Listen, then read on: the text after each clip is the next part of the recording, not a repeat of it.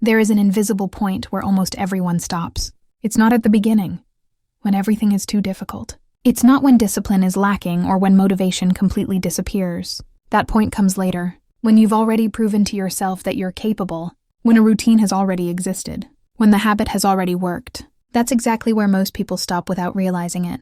Not with a clear decision, not with an "I quit," but with a comfortable silence that seems harmless, yet is devastating in the long run. You might recognize this moment. You were doing well.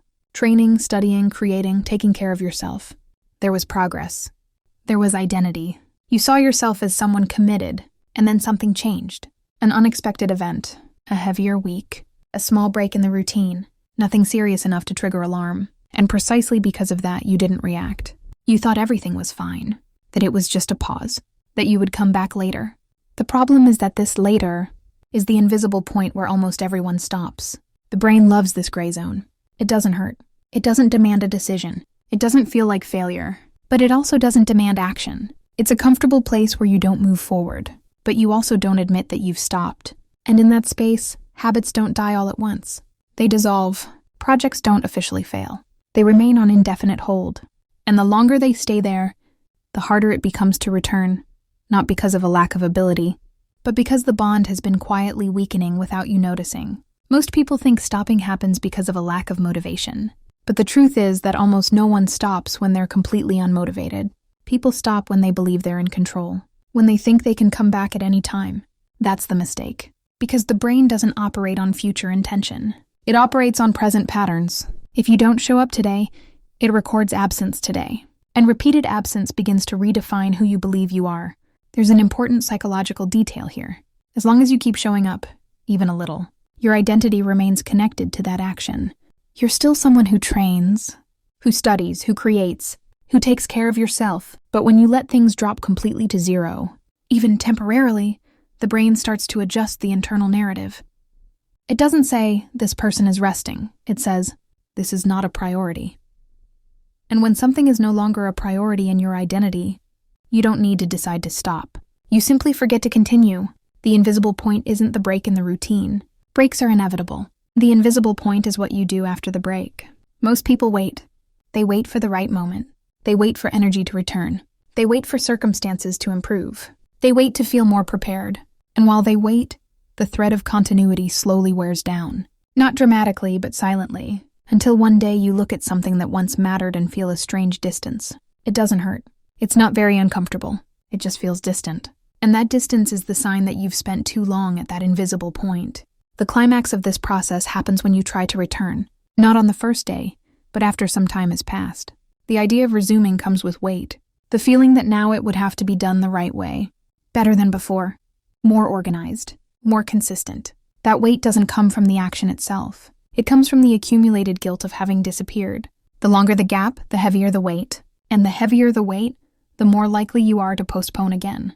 That's how the invisible point turns into permanent abandonment, without anyone noticing, the exact moment it happened. The irony is that disciplined people who are hard on themselves tend to suffer more at this point, because they hold a high standard.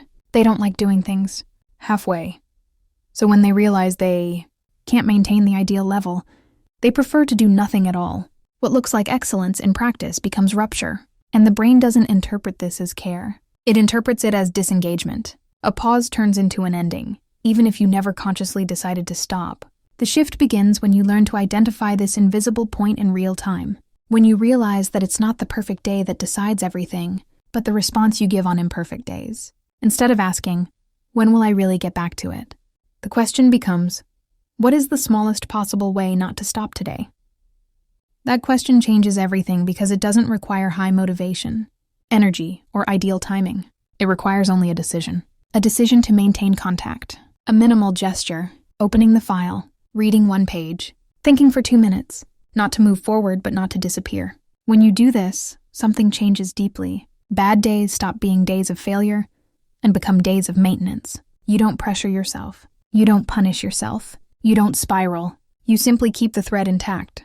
And as long as the thread exists, returning is light, because you never fully left. You never let your identity disconnect from that action. The invisible point stops, being a place where you stall and becomes just a bend in the road, Few people understand this because we were taught to think of progress as visible, intense, measurable advancement. But what sustains anything in the long run is the ability not to disappear in the gaps, to move through difficult phases without breaking the bond, to pause without abandoning. This isn't willpower. It's awareness.